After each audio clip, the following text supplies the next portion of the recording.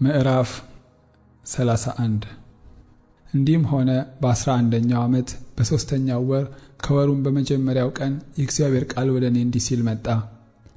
የሰው ልጅ ሆይ የግብፅን ንጉሥ ፈርዖንንና የሕዝቡን ብዛት እንዲህ በላቸው፣ በታላቅነትህ ማንን መስልሃል? እነሆ አሦር ጫፉ እንደተዋበ ችፍግነቱ ጥላ እንደሰጠ ቁመቱም እንደረዘመ ራሱም በደመናዎች መካከል እንደነበረ እንደ ሊባኖስ ዝግባ ነበረ። ወይኖችም አበቀሉት፣ ቀላይም አሳደገው። ወንዞችም በተተከለበት ዙሪያ ይጎርፉ ነበር። ፈሳሾቹንም ወደ ምድረ በዳ ዛፍ ሁሉ ሰደደ። ስለዚህም ቁመቱ ከምድረ በዳ ዛፍ ሁሉ በላይ ከፍ ከፍ አለ። ቅርንጫፎቹም በዙ።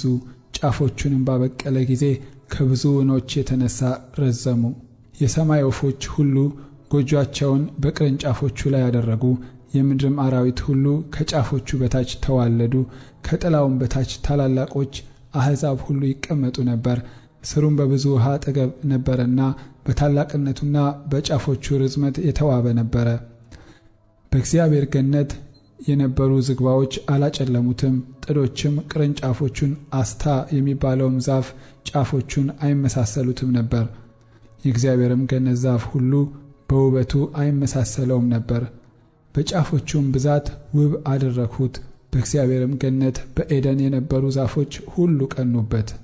ስለዚህ ጌታ እግዚአብሔር እንዲህ ይላል፣ ቁመትህ ከፍ ከፍ ብሎአልና ራሱንም በደመናዎች መካከል አድርጓልና ልቡም በቁመቱ ኮርቶአልና ከአሕዛብ በጨካኟ እጅ አሳልፌ እሰጠዋለሁ። እርሱም እንደ ክፋቱ መጠን ያደርግበታል፣ እኔም አሳድደዋለሁ። የሌላ አገር ሰዎች የአሕዛብ ጨካኞች የሆኑ ቆርጠው ጣሉት። በተራሮችና በሸለቆች ሁሉ ውስጥ ጫፎቹ ወደቁ። ቅርንጫፎቹም በምድር ፈሳሾች ሁሉ ላይ ተሰባበሩ። የምድርም አሕዛብ ሁሉ ከጥላው ተመልሰው ተዉት። ወደ ጉድጓድ በሚወርዱ በሰው ልጆች መካከል ሁላቸው ለታችኛው ምድር ለሞት አልፈው ተሰጥተዋልና በውሃ አጠገብ ያሉ ዛፎች ሁሉ በቁመታቸው እንዳይረዝሙ ራሳቸውንም በደመናዎች መካከል እንዳያደርጉ ውሃንም የሚጠጡ ኃያላኖቻቸው ሁሉ በቁመታቸው እንዳይቆሙ በወደቀው ግንድ ላይ የሰማይ ወፎች ሁሉ ይቀመጣሉ። የምድርም አራዊት ሁሉ በቅርንጫፎቹ ላይ ይሆናሉ።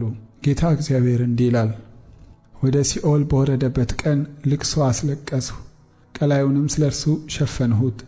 ፈሳሾቹንም ከለከልሁ፣ ታላላቆችም ወይኖች ተከለከሉ።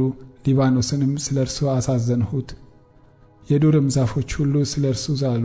ወደ ጉድጓድ ከሚወርዱ ጋር ወደ ሲኦል በጣልሁት ጊዜ ከመውደቁ ድምፅ የተነሳ አሕዛብን አንቀጠቀጥኩ።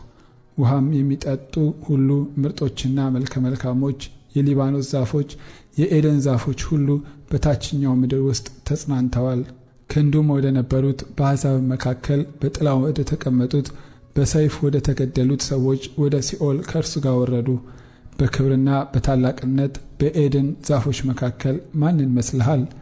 ነገር ግን ከኤደን ዛፎች ጋር ወደ ታችኛው ምድር ያወርዱሃል። በሰይፍም በተገደሉት ባልተገረዙት መካከል ትተኛለህ። ይህም ፈርዖንና የሕዝቡ ብዛት ሁሉ ነው፣ ይላል ጌታ እግዚአብሔር።